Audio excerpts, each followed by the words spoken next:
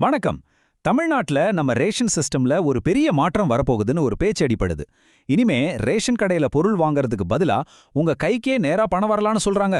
என்னது இது? வாங்க இத பத்தி கொஞ்சம் டீடைலா பார்க்கலாம். இந்த கேள்விதான் இப்ப நம்ம எல்லார்கிட்டயுமே இருக்கு இல்லையா?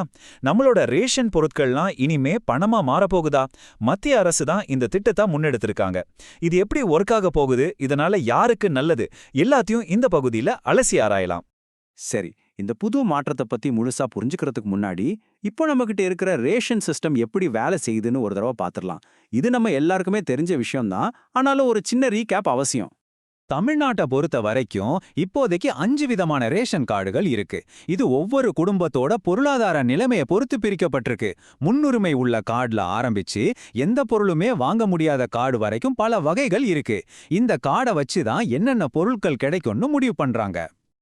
இந்த கார்டுகளை வச்சு நாம நியாய விலைக் கடைகள்ல, அதாவது நம்ம ரேஷன் கடைகள்ல அரிசி, கோதுமை, சர்க்கரை, துவரம்பருப்பு, பாமாயில்னு அத்தியாவசிய பொருட்களை ஒன்று இலவசமா வாங்குறோம், இல்லனா ரொம்ப ரொம்ப கம்மியான விலையில வாங்கிட்டு இருக்கோம்.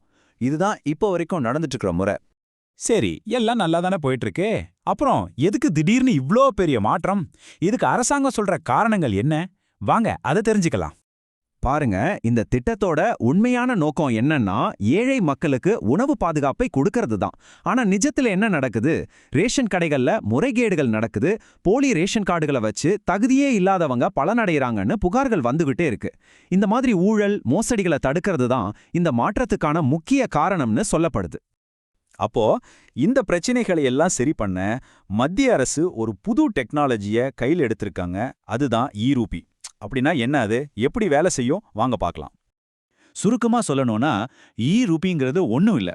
இனிமே உங்களுக்கு ரேஷன் பொருட்கள் கிடைக்காது. அதுக்கு பதிலா ஒரு டிஜிட்டல் வவுச்சர் உங்க மொபைல் ஃபோனுக்கே வந்துடும்.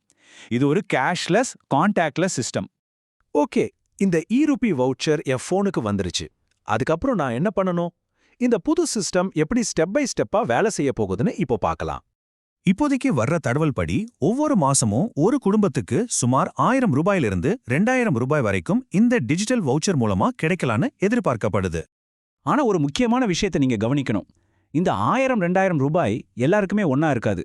உங்க குடும்பத்துல எத்தனை பேர் இருக்காங்களோ அதை பொறுத்து இந்த வவுச்சரோட மதிப்பு மாறும். ஆட்கள் அதிகமா இருந்தா வவுச்சர் மதிப்பும் அதிகமா இருக்கும். இந்த திட்டத்துல அரசாங்கம் ரொம்ப முக்கியமா முன்னிறுத்துற ஒரு விஷயம் இதுதான். தேர்வு செய்யும் அதிகாரம் இனி உங்கள் கைகளில். அதாவது பணத்தை என்ன செய்யணும்னு முடிவு பண்ற சுதந்திரம் இனிமே உங்ககிட்ட இருக்கும்னு சொல்றாங்க.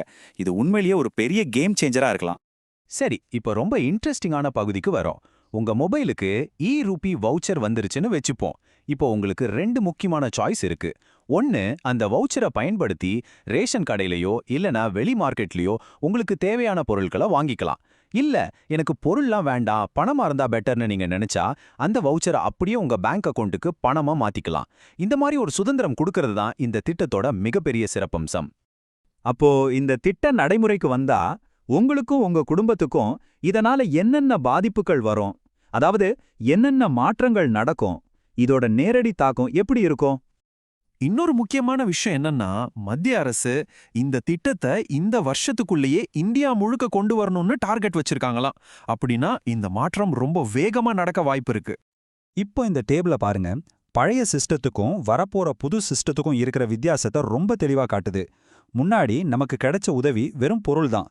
இனிமே அது டிஜிட்டல் பணமா இருக்கலாம். முன்னாடி அவங்க கொடுக்கற குறிப்பிட்ட பொருட்களை மட்டும்தான் வாங்க முடியும். ஆனா இனிமே நமக்கு பிடிச்ச பொருளையோ இல்லனா பணத்தையோ செலக்ட் பண்ற சுதந்திரம் கிடைக்கும். கடைசியா பொருள் வாங்குற இடம் ரேஷன் கடையிலிருந்து நம்ம மொபைல் போனுக்கே மாறிடுது.